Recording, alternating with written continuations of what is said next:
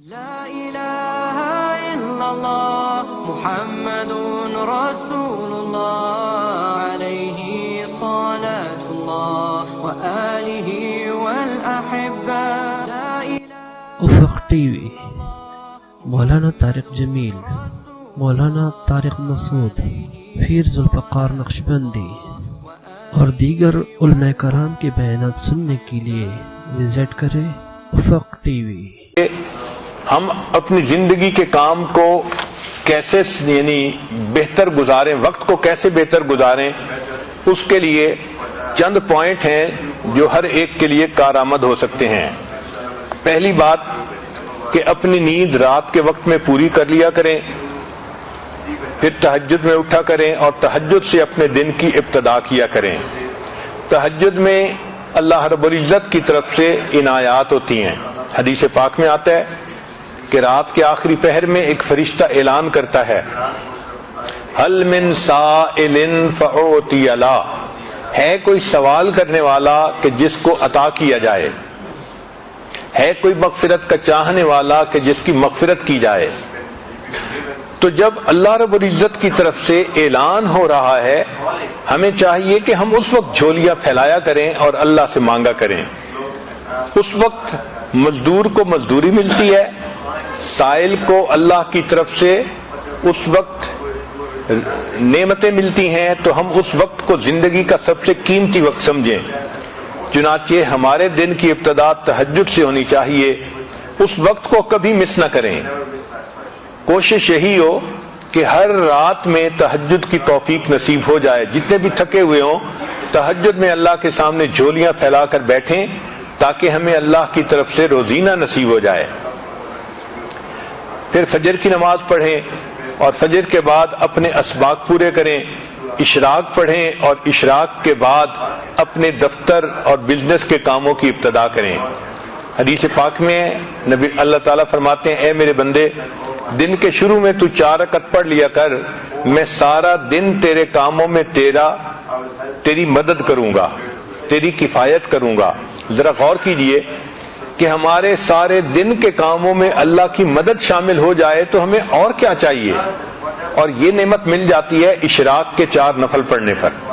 اور اشراق کی نماز ہوتی ہے جب سورج طلوع ہوتا ہے، تقریباً 20 منٹ کے بعد انسان 4 رکعت پڑھ سکتا ہے. تو دن کے شروع میں یہ 4 رکعت پڑھ لیا کریں تاکہ ہمارے دن کے ہر کام میں اللہ کی مدد ہو. عورت ہمیشہ یہ چاہتی ہے کہ جی میرے کام میں میرا تعاون کرنے والا کوئی نہیں، میں اکیلی ہوں، میں گھر میں ایک ہی ہوں. بھائی آپ اللہ کو اپنا تعاون کرنے والا بنا لیجئے. دن میں اشراق کی نماز پڑھنے پہ اللہ تعالیٰ آپ کے کاموں میں آپ کے کفیل بن جائیں گے، آپ کی کفایت کریں گے. پھر دوسری بات یہ کہ ہم جو کام بھی کرنے لگیں تو اس کا جو اینڈ ریزلٹ ہے اس کو ہمیشہ ذہن میں رکھیں کہ ہم نے کس چیز کو اچیو کرنا ہے تاکہ ہم اس کام کو مکمل کر سکیں. ایک تیسرا پوائنٹ کہ جو اچھی عورتیں ہوتی ہیں وہ اپنے کام کو پریورٹائز کرتی ہیں، یعنی اس میں جو پریورٹی ہے وہ دیتی ہیں. اہم کام کون سا ہے، کس کو پہلے کرنا ہے.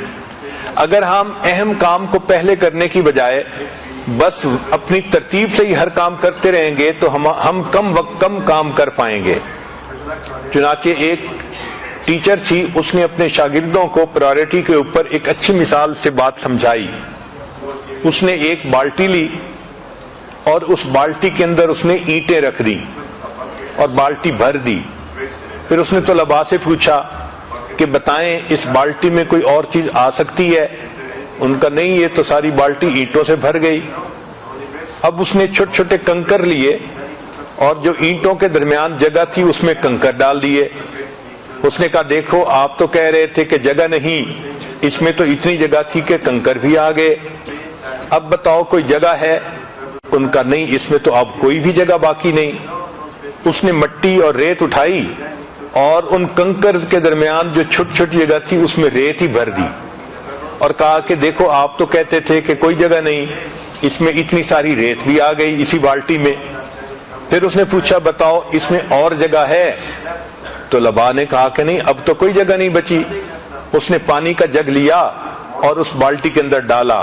چنانچہ اس پورا جگ اس پانی یعنی پورا پانی کا جگ بالٹی کے اندر آ گیا. اس نے کہا دیکھو ابھی اس میں اتنی جگہ باقی تھی.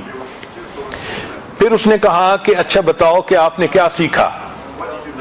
انہوں نے کہا کہ ہم نے یہ سیکھا کہ آپ اس میں جگہ بناتی ہی چلی گئیں. اس نے کہا نہیں، اس میں میں نے تمہیں یہ بات سکھانی تھی کہ پریورٹی اصل چیز ہوتی ہے. اگر میں اس بالٹی کو پانی سے پہلے بھر دیتی تو اس میں نہ اینٹیں آ سکتی تھیں، نہ ریت آ سکتی تھی، نہ کنکر آ سکتے تھے. میں نے پہلے اینٹیں ڈالی، پھر اس کے بعد کنکر ڈالے، پھر اس کے بعد ریت ڈالی، پھر پانی ڈالا، تو یہ ساری چیزیں آ گئیں.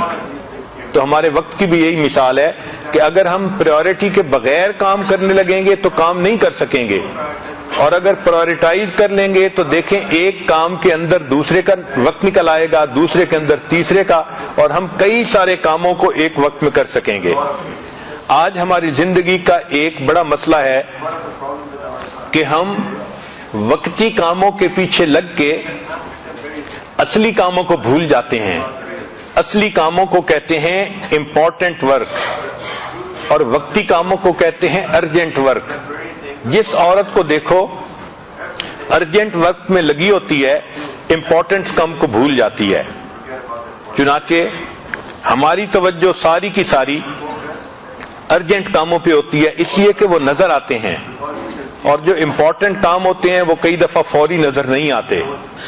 مثلا اپنے مقصد کو سامنے رکھنا یہ امپورٹنٹ کام ہے، اور وقتی ضرورت کے پورا کرنا یہ ارجنٹ کام ہے. وقتی کاموں میں سے کال اٹینڈ کرنا یا سیل لگی ہوئی ہے وہاں سے کچھ شاپنگ کرنا یہ وقتی کام ہے، اور جو امپورٹنٹ کام ہے وہ ہے بچوں کی تربیت کرنا، خاوند کو خوش رکھنا، گھر کے کاموں کو پورا کرنا، اپنے نفس کا تزکیہ کرنا، یہ امپورٹنٹ کام ہے. اب ہوتا کیا ہے کہ ارجنٹ کاموں میں لگ کے عورتوں کو نماز کی بھی فرصت نہیں ملتی، گویا امپورٹنٹ کاموں کو بھول جاتی ہیں. سکسیسفل پرسن وہ ہوتا ہے جو امپورٹنٹ کاموں کو یاد رکھتا ہے اور ان کو بھولتا نہیں. چنانچہ 3 لفظ یاد رکھیے، 3 سٹیپ ہیں کامیاب زندگی کے: اپنے کاموں کو پریورٹائز کرنا، دوسرا ان کو آرگنائز کرنا، اور تیسرا زندگی میں ایک ڈسپلن پیدا کرنا. دوستو اگر ویڈیو پسند آئی ہو تو لائک ضرور کیجئے اور سبسکرائب کرنا نہ بھولیے. اس طرح کی مفید ویڈیو لے کر آپ کی خدمت میں دوبارہ حاضر ہوں گے. تب تک کے لیے اللہ حافظ.